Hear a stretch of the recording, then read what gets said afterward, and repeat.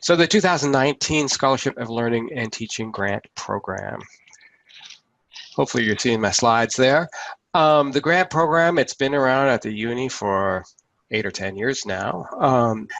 And it is the aims of it are to help people get on board with learning how to design learning and teaching research, and also a bit about grant writing.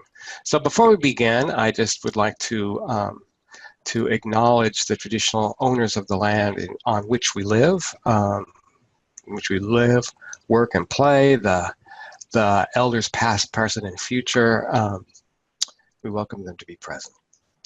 And so, as I said, my name is Matt Elliott, and actually I'm going to stop sharing the screen here for just a second, because I think a few introductions would be good. So on this call is also Marlene Page. Marlene is our Grants and Awards Officer. And so anytime you interact with a learning and teaching grant or with one of our teaching awards, Marlene's very, very present to that. So Marlene, do you have anything else you'd like to add about working on the grant program? The only thing that I could say is be aware of which topics are available and which one you want to address, and be aware of what the procedure states in terms of requirements, formatting, etc. Very good, very good. Yeah, the minimum requirements in order to participate through the length of the program. Really important. Thank you. And also in our teleseminar today is Dr. Tilly Hinton. We're very, very fortunate to have Dr. Hinton with us this year. She has a strong track record in learning and teaching research and scholarship here in Australia, and has worked nationally and internationally in this field. And Tilly, do you have anything to say about our upcoming 2019 program?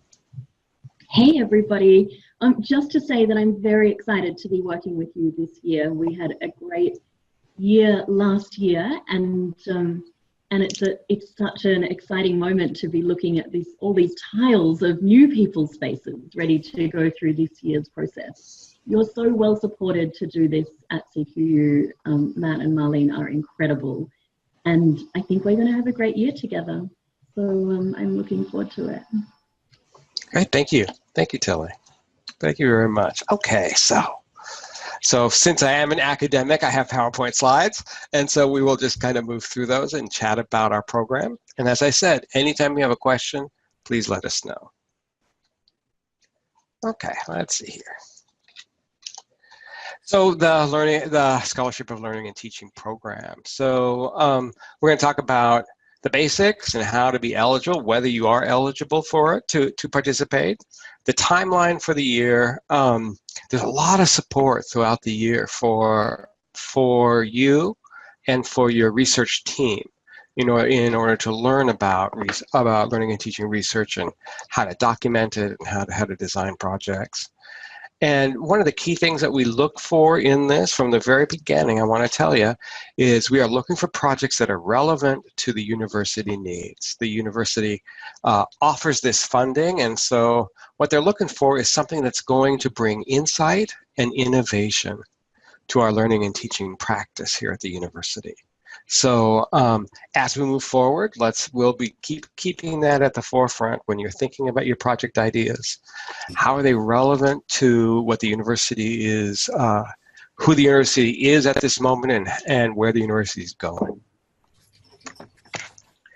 So in this program, you will propose a 12-month research project. So something that you can complete in 12 months, and maybe that includes some any kind of journal article or conference writing articles that you're planning, and it definitely has to be related to learning and teaching. And so for many of us, that's our first challenge, because learning and teaching is not our primary discipline. So you might be an engineer or engineering professional or a nursing academic. from some context across the university. And so the project has to be about learning and teaching. And as I said, it has to be relevant, and we have some project topics that we'll talk about at the end that help hone what the university is looking for. And so writing to those and understanding the juiciness, the need, the university need is very important. It has to be innovative. We're looking for improvement to practice. And so, I always say one of the things that no one needs is another project about electronic portfolios. There are so much published research about electronic portfolios, no one will want to look at your research. And so it's got to be innovative and new. And the other thing that's important, and this is about the 12-month research project context, is that we don't expect you to do some high-flying research within that 12 months, that you can pilot a project, you can pilot the implementation of an innovation within a unit and just see how it goes and evaluate that and learn from it. And one thing I'll add to this 12-month research project thing, as a dot point that should be there, is that it needs to be generalizable. That we're going to look for something that can be generalized beyond your particular course of study. Can it be applied to another discipline? Can it be applied to a different course of study within your same school? This is an important concept, right? We want, again, it's that idea of the university getting bang for its buck. We want projects, new innovations, new developments that other parts of the university can adapt and adopt as they can. Here's the process for this year, and it's in these basic 3 stages. So you've seen the EOI template, hopefully, that Josh sent out last week. So expression of interest, and that's the first step. It's just filling in that template. I think there's a 4-page maximum that it can be in that same font size, all that stuff that's in the template, in which you tell us what your project is, why it's needed, and what it's going to bring, what you anticipate it's going to bring. Now you should understand that we know that you're at the beginning of your design process, and so it's okay that not all the questions are answered and all the details are put in place. But we need to know that we need to have enough information to know if it's a strong project and competitive. And then so we'll look at that. We'll give you some feedback on that. We will decide whether the EOI projects will move forward. So some of them may not if the project is not described in a way that makes it sound viable. And then you'll be invited to submit a formative draft. And so that's a full draft of your proposal. But it's considered formative. In other words, it is considered in process. And again, you'll get some the review panel will look at that. They'll give you some feedback on how to improve it, how to make it more competitive. And also, as we'll see, Dr. Hinton will actually be meeting one-on-one with research teams and helping them interpret that feedback. Again, this is a very, very developmental process, helping you learn about grant writing. And then finally, there's a final draft that you'll submit, and the review panel will review all of them. And then what we do is we recommend a number of those to the PVC Learning and Teaching Professor Joshua Pinar, and it's actually Josh who makes the final decision about what gets funded. And so, like I said, this is a developmental process. It takes place over the year. In your mind, you should be thinking, oh, my research project's going to start, if I'm successful, it'll start in January 2020, February 2020. So unlikely, it's unlikely that it'll start before then. So just to let you know. How we doing? Questions, comments so far?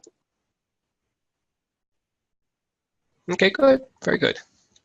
So eligibility. So what do you need to have in place to apply and participate? Luckily, you don't need to live in Noosa. That's the photo that of where I live. You can be anywhere in the university footprint.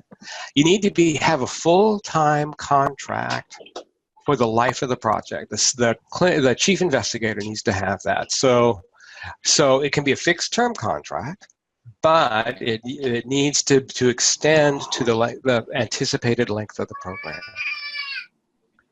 You can be an academic or professional, and please mute your mics if you're not about to speak. If you want to speak, go ahead and come forward. You can be in higher ed, and you can be in vet. You can be. It's pretty much open to anyone who has a full-time contract. So that's the first thing. You can have other people on your team that might have a shorter-term contract or a part-time contract, but to be the chief investigator needs to have that full-time. Before we get to even the preliminary draft or the final draft, you're going to have some people who are willing to sign off on your project. And so, one is the DDLT in your school or your line manager. Eventually, your dean or the provost will need to sign off. That's because the school or your division is actually going to be investing some money in you to do this, and so we need to have that. And also because every project we do involves the participation of students or staff, and so the university has to approve the fact of what you're doing with the students and the staff. And then finally, the ethics committee. And so the ethics committee, again, because you're working with students and working with staff, they're going to want to have a really clear idea about the aims of your research and the methods you're going to be doing, and to ensure the confidentiality of data, all those kinds of things that the ethics committee does for us. And so those are the approvals that you'll need along the way. And another thing about the eligibility of the program is expertise. And so it's one of the criteria we look at, especially all the way along, but especially once we get to that preliminary draft, is there sufficient expertise on the team in order to complete the project? And so if you are considering doing a virtual reality simulation and trialing that in your unit, and nobody on your team has any experience with virtual reality application development, we're going to be going, no, probably not. And so it's a key thing for us all to understand, is just making sure that you have some expertise on the team. So our timeline for 2019. So we announced the program just recently in terms of the EOIs, I remember that 4-page EOI, template, that is due on the 16th of April.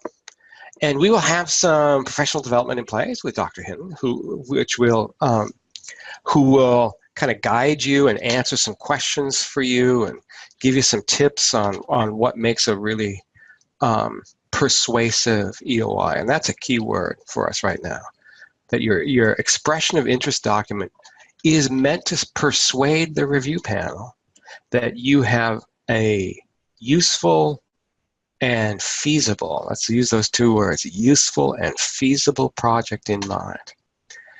And again, it's an EOI, so you don't have to nail everything down, but we should understand what you plan to do at that point. And then the preliminary draft is due on the 2nd of July. And that, again, is that's the full proposal. It has all sorts of things that you're telling us what you're doing, why you're doing it, the specific things of what you plan to do, a timeline for your project, the anticipated positive impact to the university, how it can be generalized to other disciplines. All of that will be in your preliminary draft. So you got some time to do that. And again, there will be some professional development opportunities for you to learn about how to write all that kind of stuff. Again, one of the key aims here is to help you learn about grant writing in the learning and teaching research context. And so we have lots there. And then the 10th of September, the final drafts are due. Again, you'll get lots of really good feedback on your preliminary draft. The final drafts are due. And then November 6th, we hope by that time we'll be able to announce the successful projects. And I do have to say again that some proposals and documents may not make it past some of these stages. They may not make it past the expression of interest or the preliminary draft. And the reason for that is it's kind of like we don't want to waste people's time if we understand that the ideas and the plans are just not where they should be by that point. And so we're just trying to help people optimize their time. So support options. There's lots of support for you during this project. One is feedback. You'll get feedback at every single stage. It's a lot of feedback. It's some good feedback. And if you need help understanding that feedback, and there's always myself, Marlene, Tilly. There's going to be some very good resources for you. And at every phase, we have Zoom workshops with Dr. Hinton and myself to help you do the writing, to help you do the planning. If you're new to the learning and teaching research context, it's a bit different than most disciplinary research. It's its own discipline. And so our process is to help you, to teach you how to become a scholar in this new context for you. So our first Zoom workshop right out the bat is on April 4th. That's with Dr. Hinton, and that's very specifically about how to write a persuasive EOI. And then after the EOIs have been reviewed, we move on to really important workshops about how to write that preliminary draft, how to think through a learning and teaching research project. And how to describe it in ways that are persuasive. After the review panel reads all the preliminary drafts and we gather our feedback, we'll have one-on-one consultations available with Dr. Hinton to really go through that feedback and understand it. Because sometimes it's calling for significant change. Sometimes it is just a very nice little, we're honing, the details, but sometimes it's saying this project needs to have a course correction. And so these consultations are great. You'll get a lot of very good feedback from Dr. Hinton at that point. And also we will have a face-to-face workshop for the chief investigators on Brisbane campus. About preparing that final draft. And you're going to learn, if you've never done this before, you're going to learn a lot this year about the complexities of proposing research in a university. And so again, we have some good foundational support for you. So as I said at the very beginning, one of the key things we're looking for is relevance to the university. Is it meeting what we need? And that's a key thing. This program is not simply to support you to do what your imagination is calling you to do. It must be relevant. And so we have that spelled out in very general terms, but we have it spelled out in the SALT procedure document. It was, and make sure there was a bit of confusion about which version of that went out to the community. There was an email that went out to our mailing list this morning with the 2019 SALT grant procedures, and it's in Appendix A. So this is a key thing that I want to talk about now, and that is these project topics. They were originally inspired by our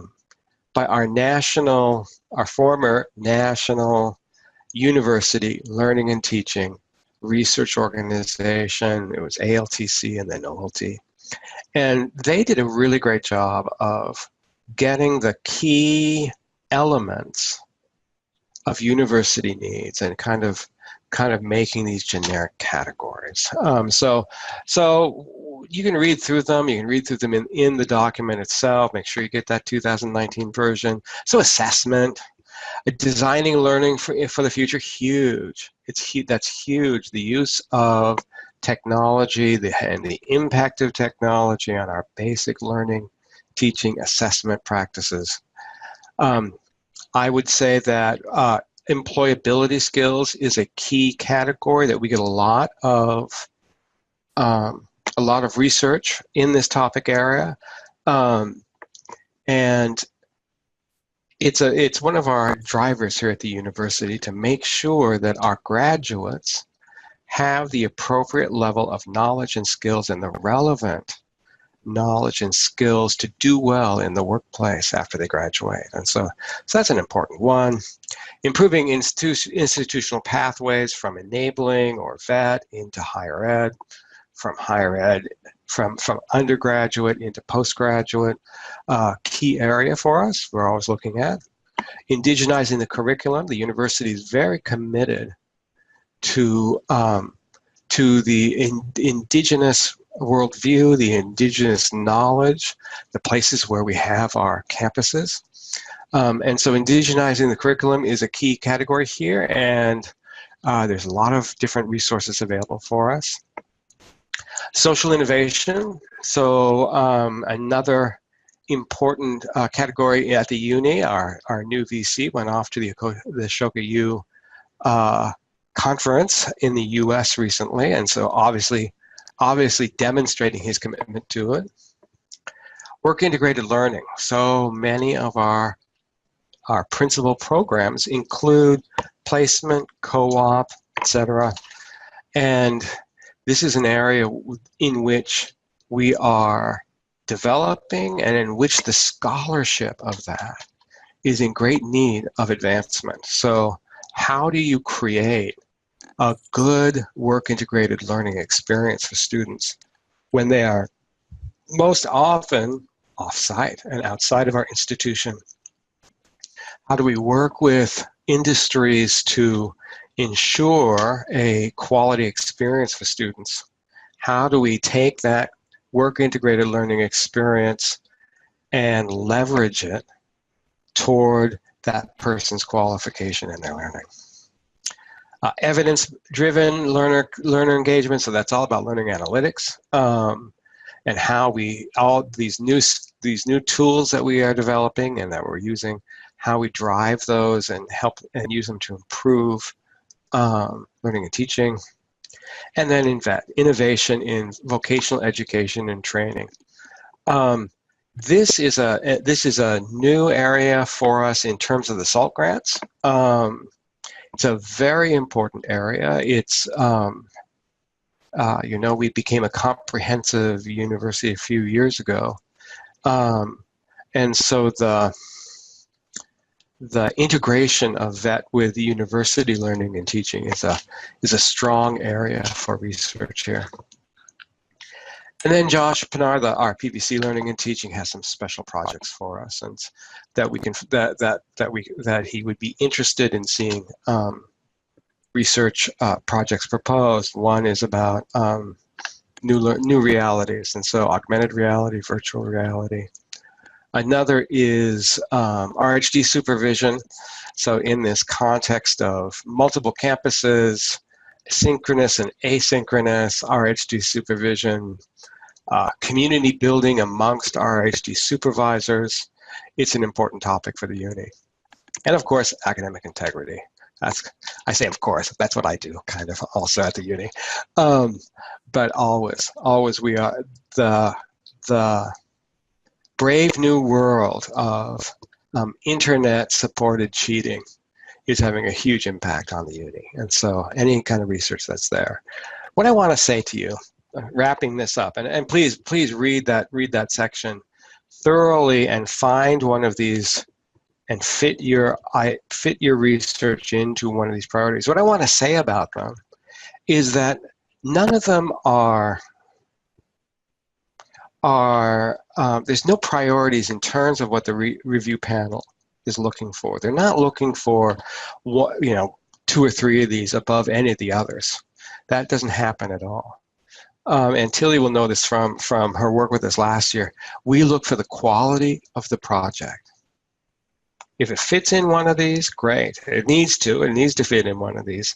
But what we really look for is a strong, clearly stated project that will bring benefit to learning and teaching at the uni. So don't think that there's any topics that are hotter than others, or topics that we would push off to the side.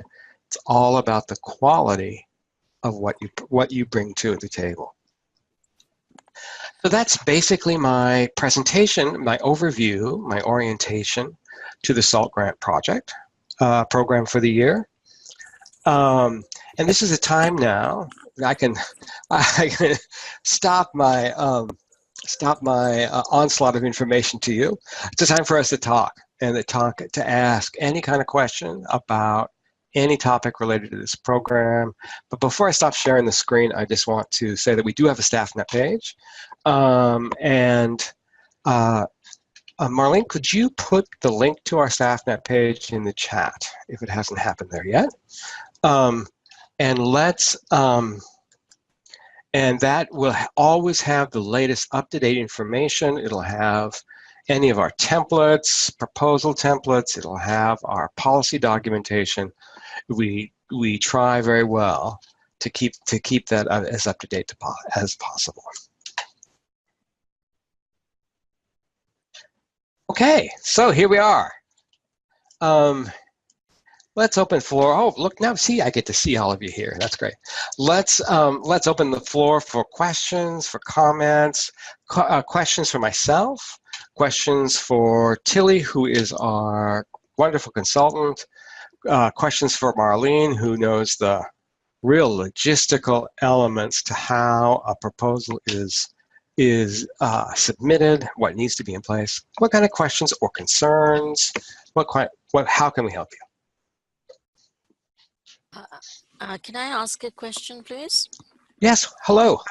Hi, I'm Sadhana.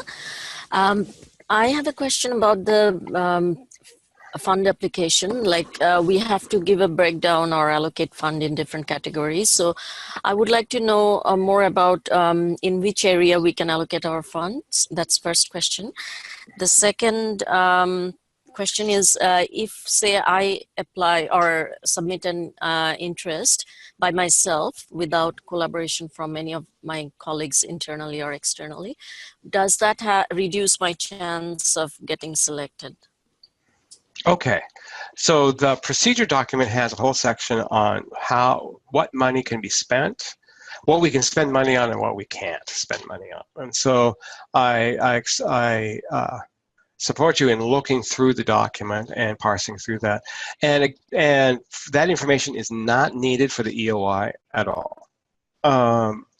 That's something that we develop over time for the preliminary draft. So your second question was about sole authorship, and this is what I'll have to say to you. It's kind of twofold. One is it doesn't matter at all. I mean, I've seen plenty of research projects funded with a sole person. That's answer number one. Answer number two is the feasibility of your project. Is it something that one person could do by themselves? Is there any contingency in place for if the sole person isn't able to continue for whatever reason? There's a million reasons. So that's something to take into account. So the first is, can it be done? Can it be done by one person? Would they have the workload? Because this is generally a part of a total all workload. Could they get it done in a 12-month period? And who would help out if that person became ill, or if they moved to a new position within the uni, or they moved to another uni? What would happen? And so those are the questions to think about, and that's what we think about as well. Thank you. More questions, please.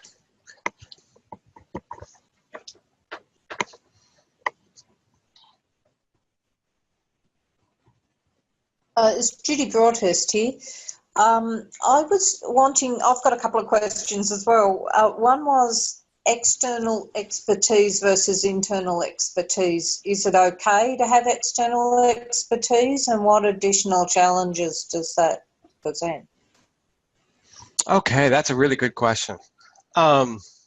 External expertise is welcome, of course. We're always interested in helping CQ university staff create networks, and including networks beyond the university. So of course you can, please. It'd be great. And that expertise, whether that expertise is on the research team or if they're in some kind of an external reference group, that's a question. You asked me about the challenges, and that's a really interesting question. So the two challenges that immediately come to mind are familiarity with the CQ university context, because we're so multi-campus. Some universities might not understand our context, and the other is in terms of decision making.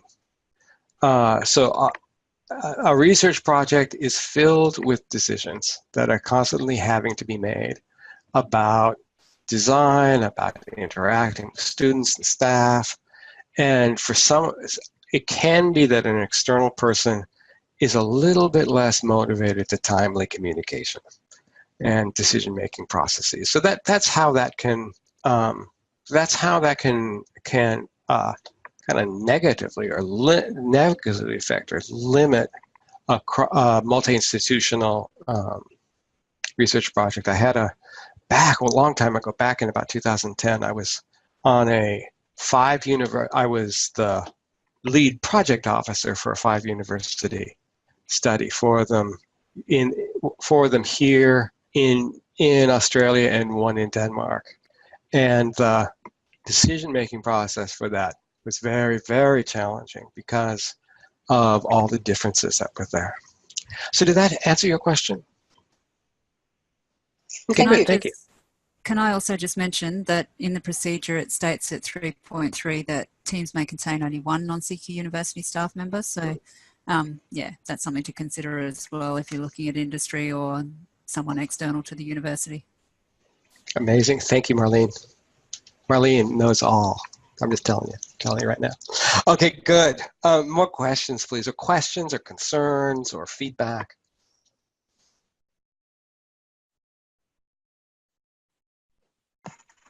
It's Joy from Podiatry. Thanks for the presentation. I just wanted to ask. I can't hear what you're saying at my end. It's kind of choppy. Sorry, I'll come closer. Can you hear? Is that better? Yeah. With the topic, do we have to choose just the one topic, although our project might cover a couple? Unfortunately, I can't understand what you're saying. It's could you type your question into the chat? That would be great, and then I'll be very happy to respond, and anyone here, I'm happy to respond to you. Thank you very much. Okay, well, while that's happening, how are you all doing? Did this make sense? There's got to be some curiosities here. Matt, it's Susan. Hi, thanks for the session. I'm just wondering how many grants are awarded. Oh, very okay. So there's not a single answer to that. So we have two funding categories, up to 5,000 and up to 10,000. And we have a base amount of money every year. So I would guess that one or two projects up to 10,000 could be funded, and up to 4 to 6 projects at 5,000. But really, again, it really depends upon the quality of the projects. We're looking at these projects, and sometimes in good years, we've been able to scrape up some more money here and there. So there's not a single answer. Does that help you, Susan? Yeah, thanks, Matt, for explaining. You're Thank welcome. You're welcome.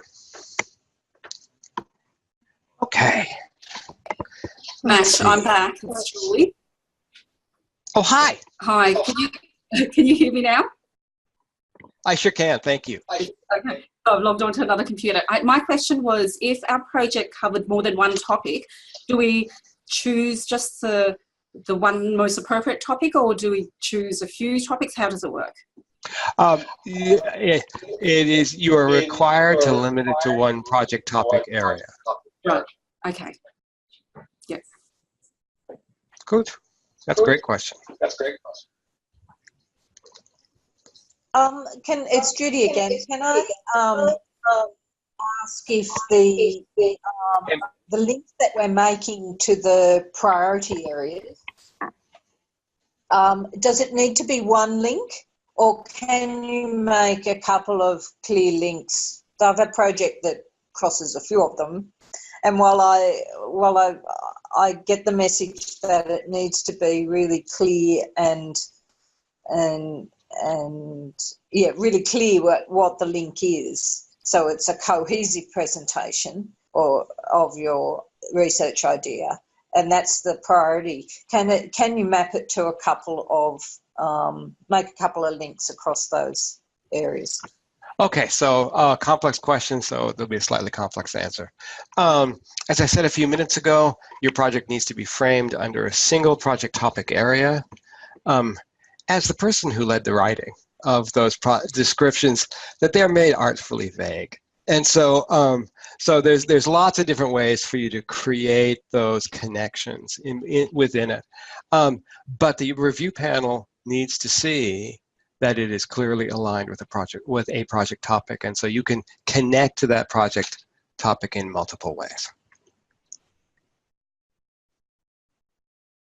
Very good. Steph. Yeah. So if you've trialed something to some extent previously in a unit, and now you're looking at incorporating and like building on that because you kind of got the feeling it's going to work and be helpful. Does that is that okay? Because you know, obviously it's about innovation. So like, is that actually a helpful thing? And can you say, look, last year we did this and it was really, really good. Got great feedback, and now we'd like to sort of look at incorporating this at a bigger level? Or is that then not innovative enough? Like, is it not helpful? No.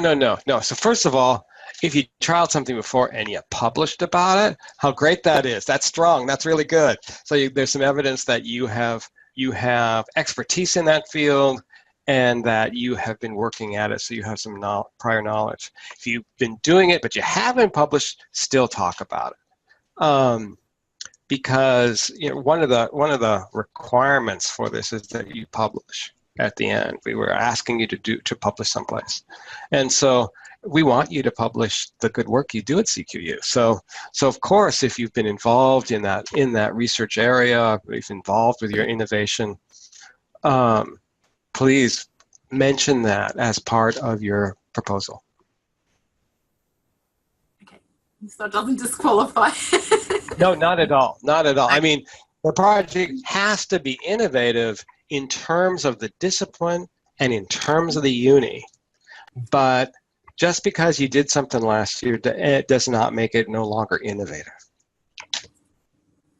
Thank you. And so, Matt, further to Steph's point there, sorry, it's Susan again. So do we acknowledge perhaps a pilot or publications in the expression of interest? You sure can. You absolutely. That's a good thing to do. Again, not required, but it's always good to let people know that you have experience in this context area. Thank you. Sure.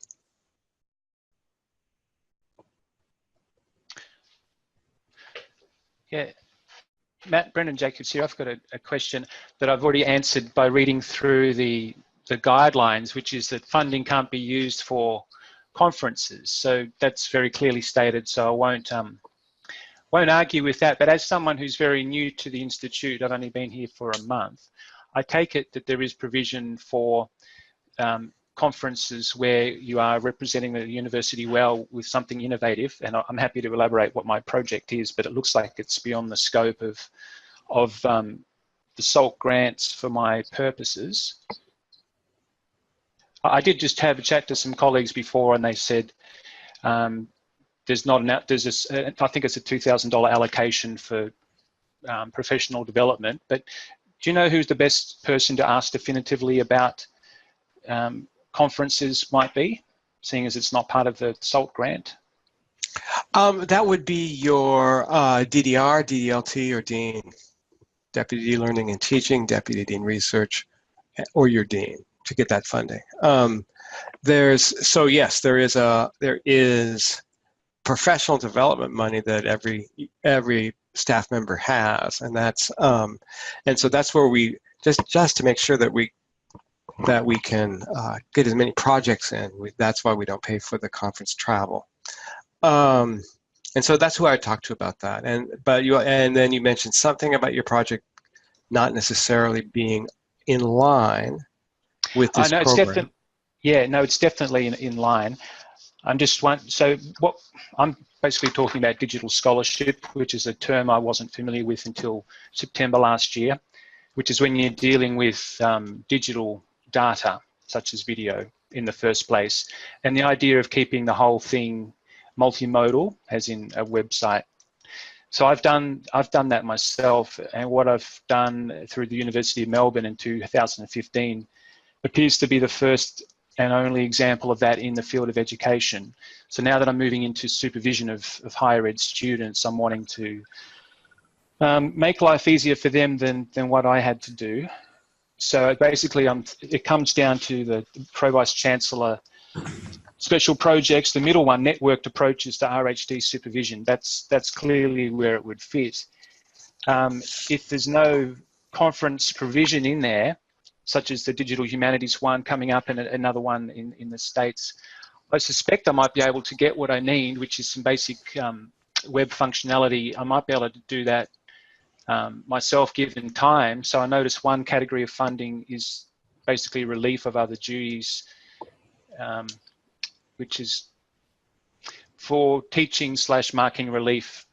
So, or the other one could be some software development, but then I take it that could be that might be tenders required and all sorts of other stuff. So it might be easiest just to knowing what I want, just to get that time allocation release.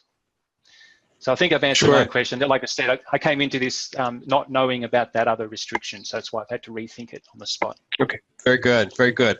And also just what I'd say to you is if you're not involved in the RHD community of practice, it would be a good thing for you to attend a few meetings and talk to the champions of that community of practice, because they would have a really nice landscape view of technology and supervision that could be useful for you.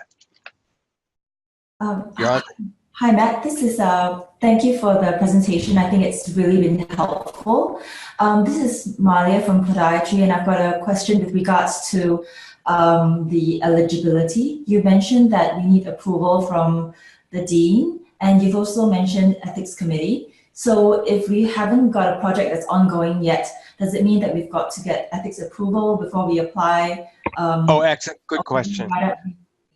Excellent question. Thank you. Thank you. So, we're going to talk backward. Your project funding will not be available to you until the project is approved by the ethics committee. So in other words, after you've done all the drafts and you've gone through the review process and the PVC, taps you on the shoulder and says, we're going to fund your project, that's when then you get involved with ethics. So you don't have to do it prior to that at all.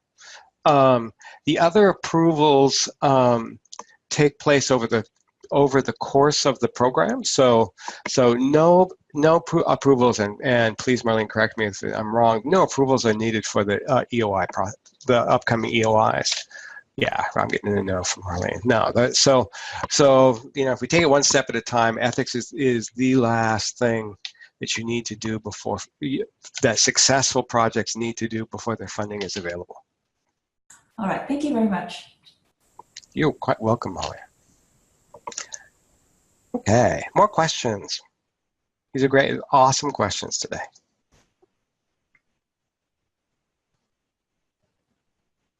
Matt, just following up on that one, is it useful even at this early stage to run your research idea past the Deputy Dean of Research or Deputy Dean of Learning and Teaching? Well, it never hurts. When you get your idea and start to think about how you would actually implement it, how would you recruit the students? How would you design a research instrument in order to collect the data that you need? And so those kinds of conversations are always good to start from the very beginning. So you're not moving forward with a wrong understanding, or you're missing a key element to it. We have a lot of time. Our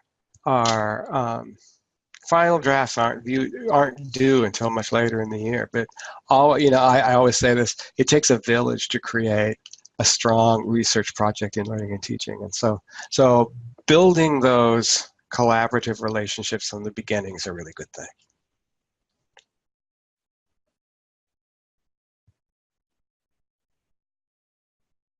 Okay, how y'all doing?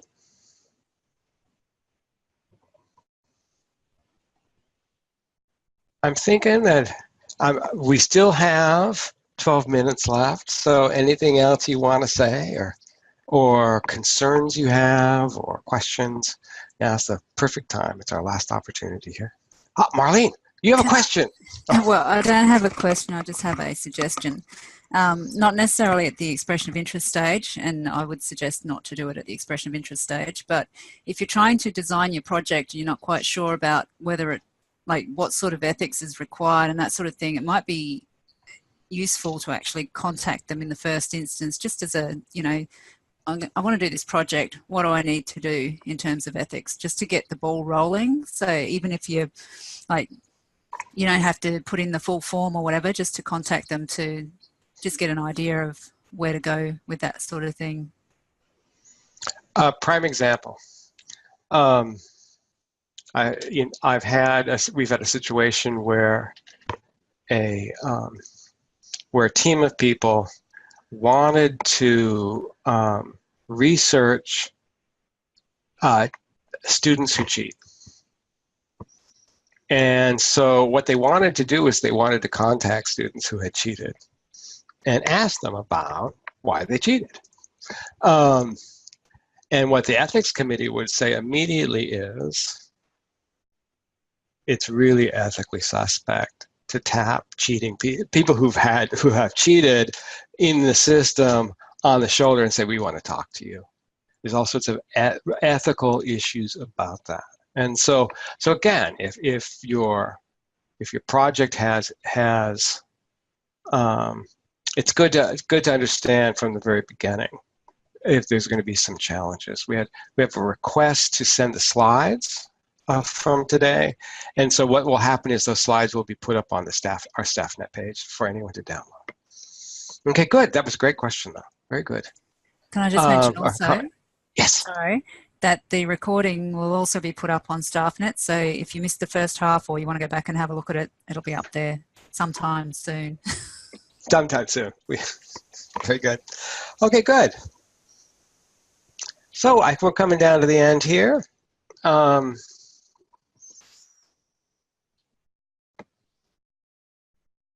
think we're going to wrap up for today.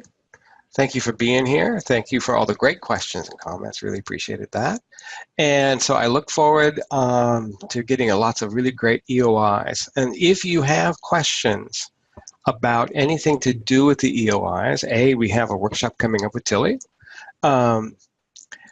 Yes, thank you, Tilly. We have a workshop coming up with Tilly in which she'll be walking us through the EOI writing process, but also just drop me a line. And I'll be happy to respond to you. That'd be a really great thing. So thank you all very much for your time and your attention, and I look forward to seeing some really great EOIs. Take care.